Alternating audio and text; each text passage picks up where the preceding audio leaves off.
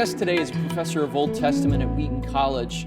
Before arriving at Wheaton, he taught for nearly 20 years at Moody Bible Institute. He holds a PhD in Hebrew and Cognate Studies from Hebrew Union College and an MA in Biblical Studies from Wheaton. He's authored or contributed to numerous volumes related to the Old Testament, including quite recently Ancient Near Eastern Thought and the Old Testament, and the 5-volume Zondervan Illustrated Bible Backgrounds Commentary.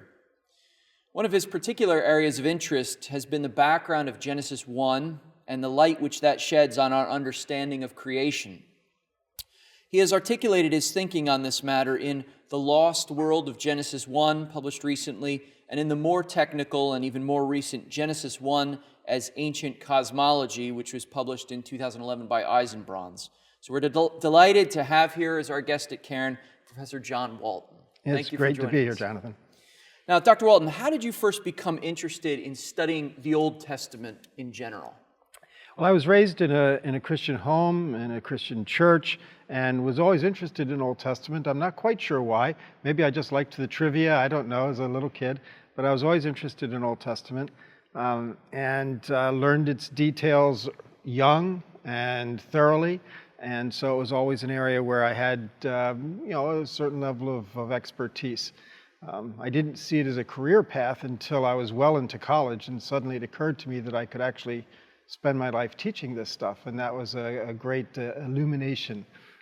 So was a study of the Old Testament something that your church emphasized? I know many Old Testament professors complain that the church doesn't study the Old Testament enough. Well, I think it's true that the church doesn't study the Old Testament enough.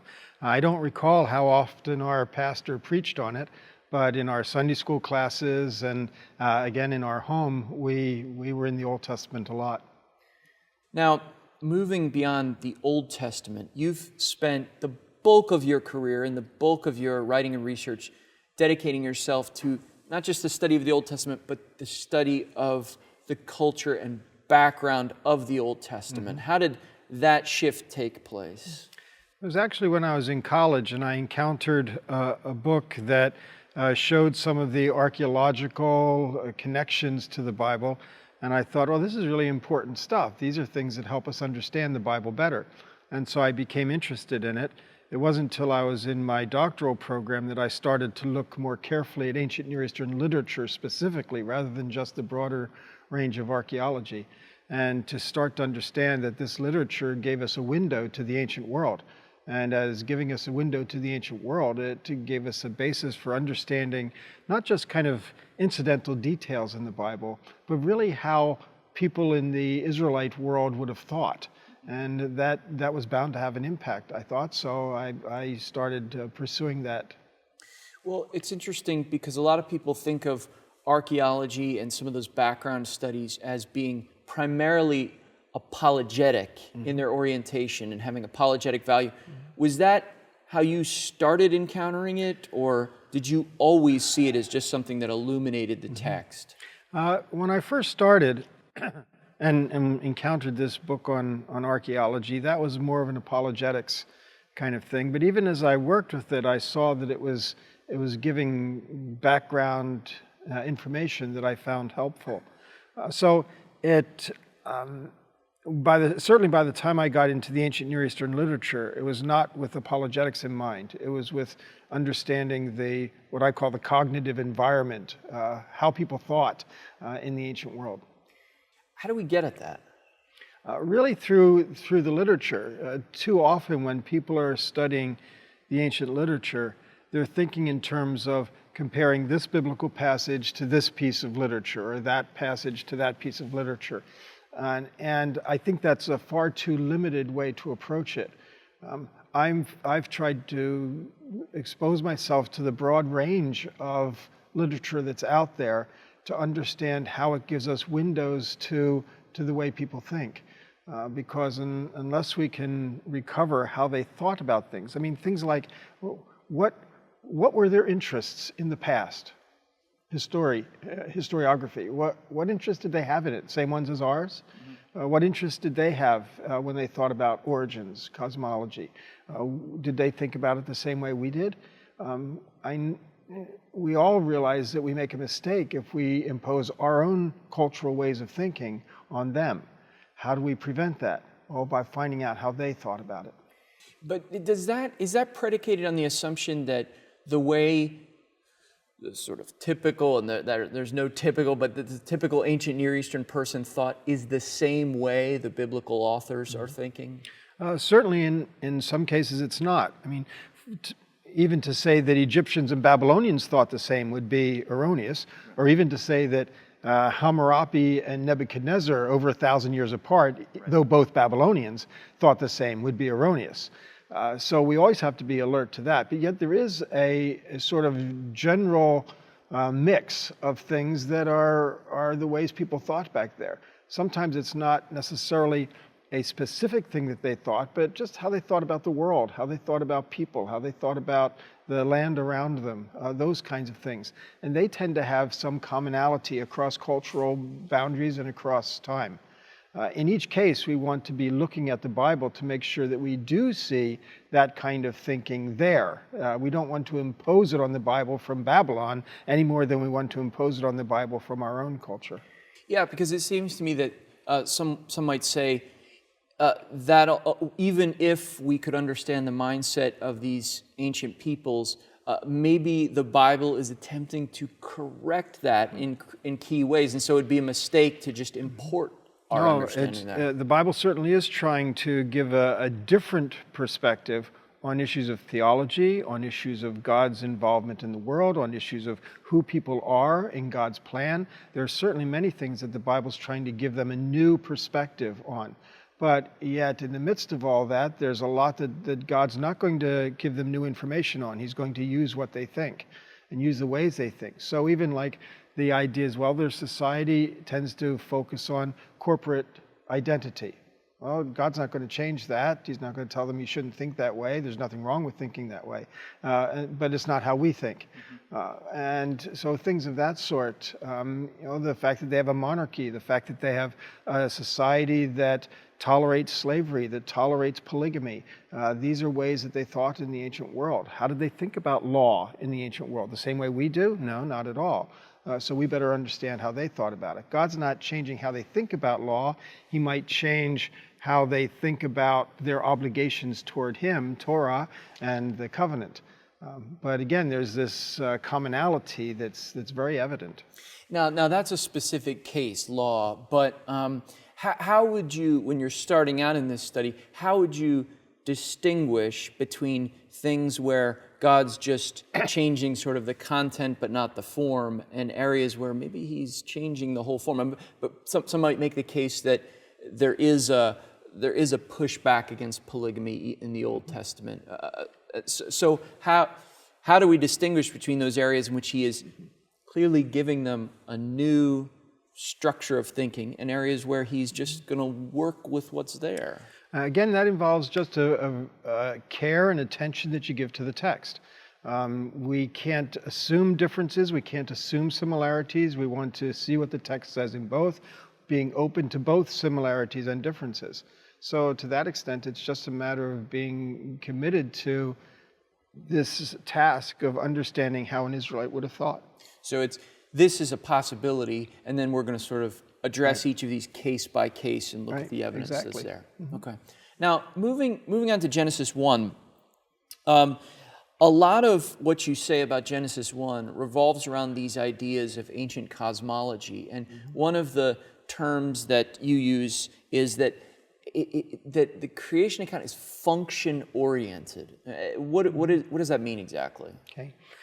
In the ancient world, they were more interested in the order and organization in the world than they were in the material structure or composition of the world. It was just a matter of what interested them.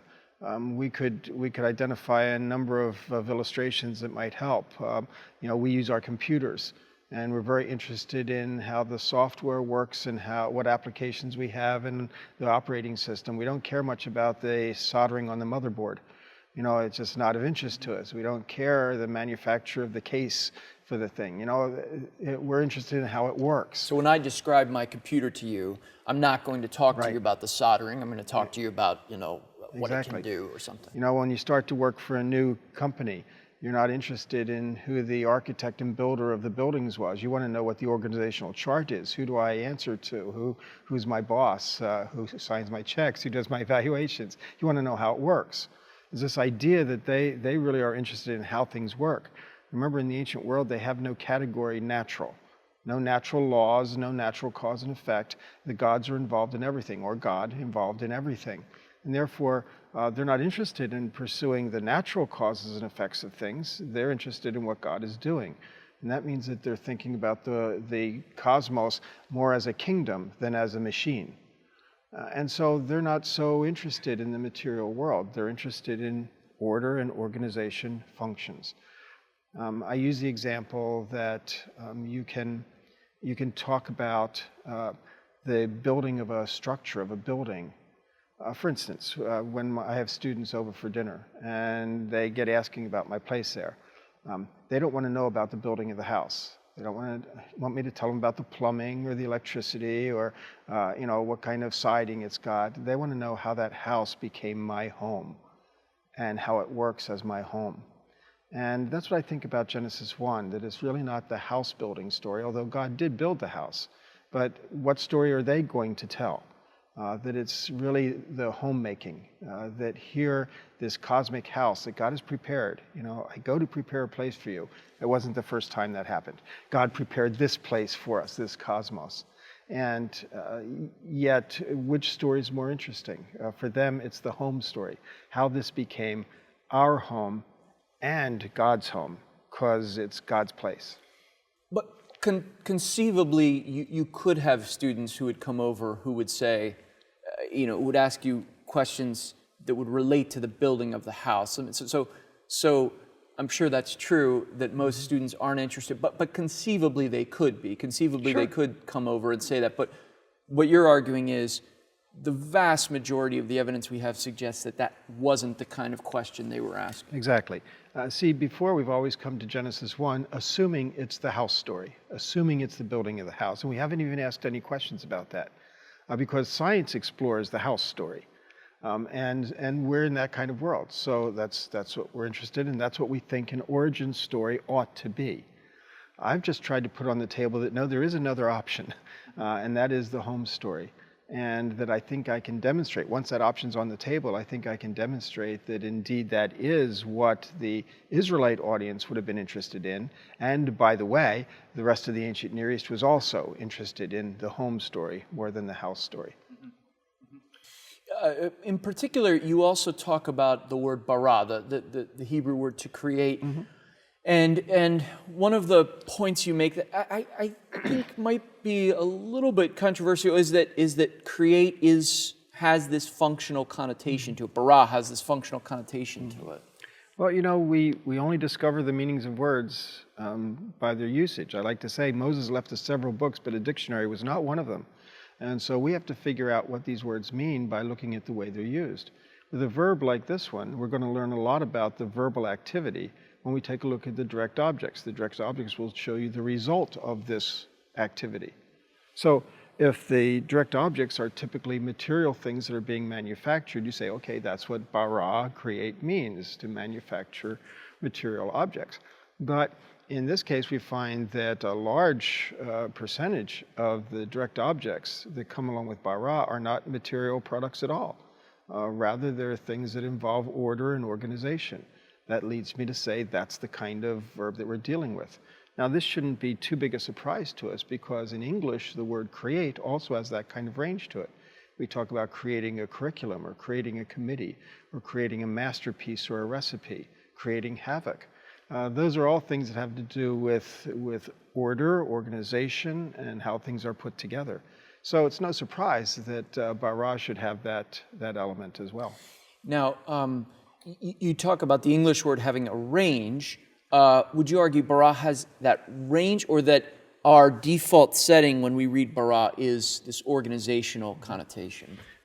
Certainly you could say that bara has a range, although even when the direct object looks very material, you typically can't tell whether it's talking about those objects as material or those objects as having functions. And so that it strikes me that that creates a situation where, depending on what you think bara means. But remember, I'm just trying to put an option on the table. And so I'm trying to demonstrate that many, many times bara cannot be material, that it leans more toward the functional idea. So that puts an option on the table that we need to consider. At that point, you have to say, okay, what was the starting point? Okay, the direct object gives you the end result. What was the starting point? And what kinds of things are involved day to day? And that's where I look at Genesis 1 and the 7 days and say, okay, how often do we really have material things being the object of this work? And yeah, generally not. So there are occasions where you would argue bara cannot refer to just material. Sure. But are there counterexamples? Are there examples where you'd say bara here cannot mean the organization? The kinds of examples that people would bring are ones that are neutral. So again, when it says God created the cosmos, okay, well, is he talking about functions or material? It doesn't say.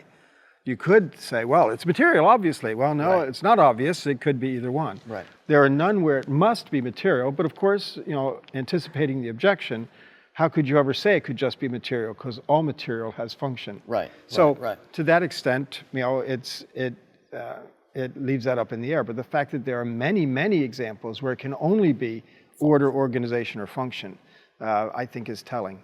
Right. And again, it's other things. It's not just that. That's not my only element in the chapter to kind of show this functional idea. Right, because you're also adding that to the idea that these would have been the questions they would have asked Sure. naturally anyway. And I mean, it's within the context of Genesis 1, it's within the context of the entire Old Testament, it's within the context of the ancient Near East. I ask all those questions at all those levels. But we have to look at the context and say, well, but let's look at it. Are there material things that are happening every day? If it's a material account, you expect material things every day, and it just isn't the case. As a matter of fact, there's very, very little material stuff going on.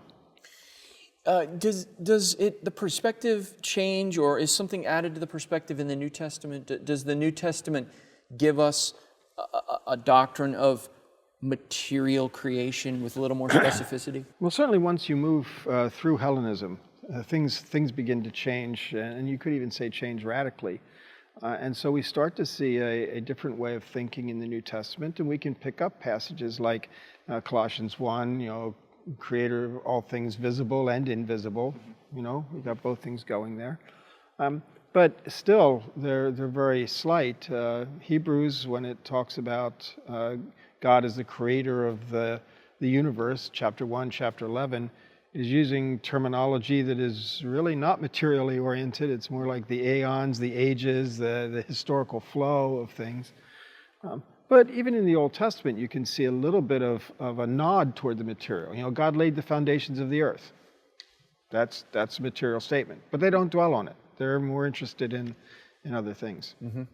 So you're not trying to argue a negative here, that if, let's say hypothetically, their questions had been material, you're not saying God wouldn't have given them the answer that dealt with material creation, or that he isn't responsible for creation ex nihilo or something like that. Well, certainly I wouldn't. Okay, I've got too many negatives going. Certainly I believe that God has created the material cosmos. And I think the Israelites would have believed that he created the material cosmos. He built the house. When he did so, it would have to be at some point creation ex nihilo, because I don't believe material is eternally existent, and neither did Israel. And so that means God created it at some point. But again, the question is that the story they want to tell? And I don't believe it is. Again, back to our computer issue. Mm-hmm. You don't care about the manufacturing of the case of your laptop. Mm-hmm. It just doesn't matter. Mm-hmm. Yeah.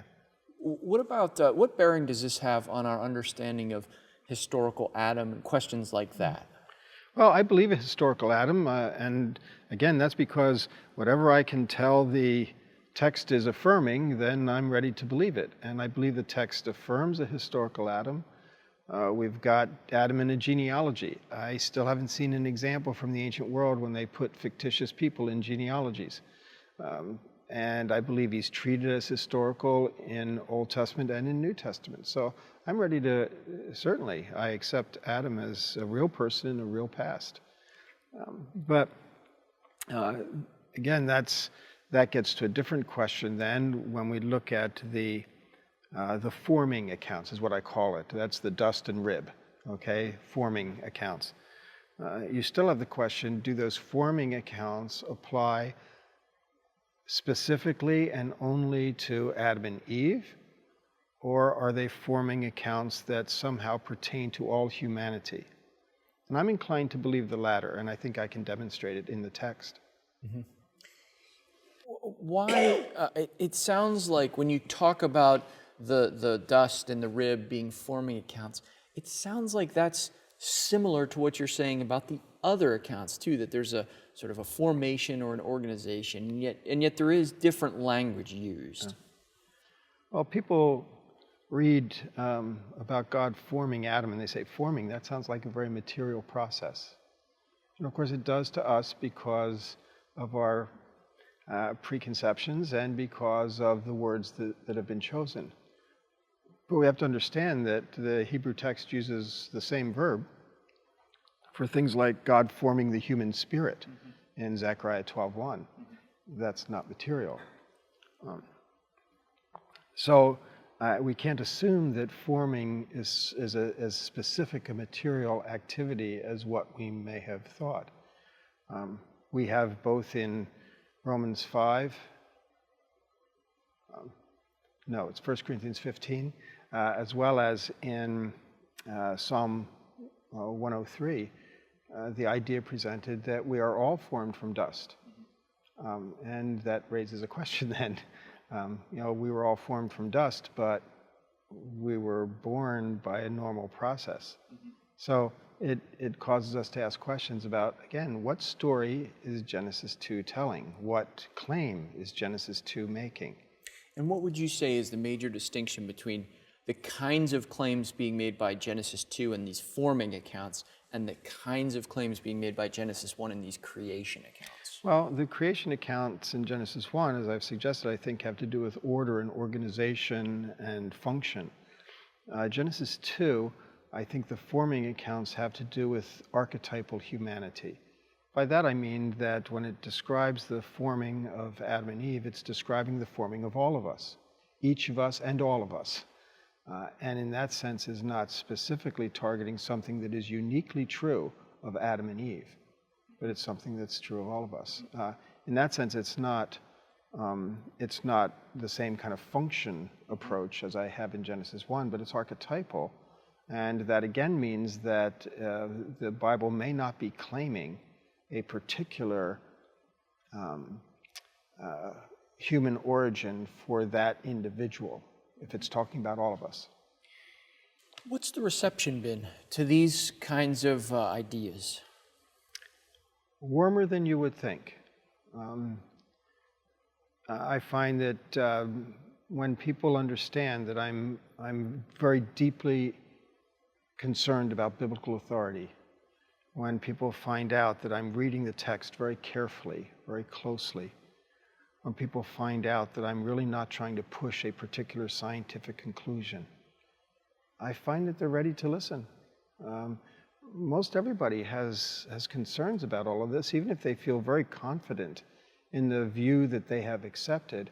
Still, we all have questions that flow around in the backs of our minds. And so to that extent, I've found that people are very, very interested in hearing kind of this new way of thinking. It's not something they've heard before, but it takes the Bible seriously.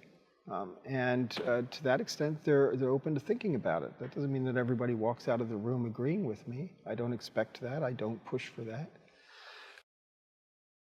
But it does show that people are still looking for a way that will work to think about the biblical text.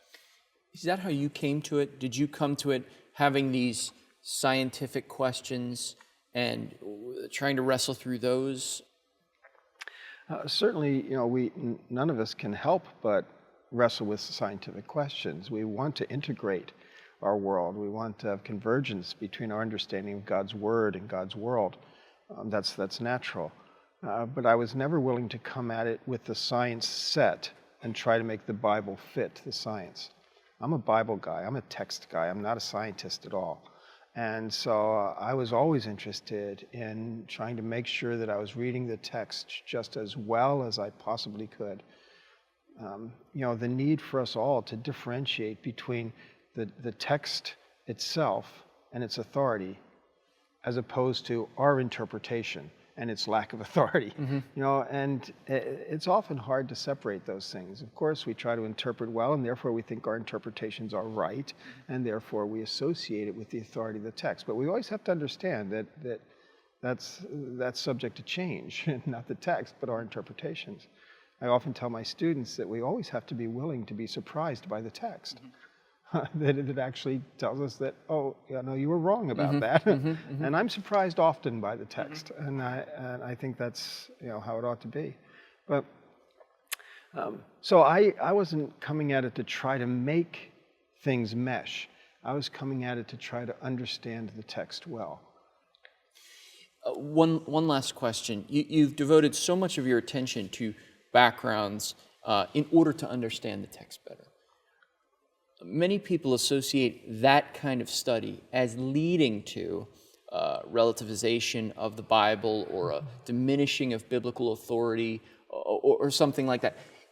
How has this study, this lifetime of study, contributed to your understanding of the authority of the text, to the inspiration and inerrancy of the text?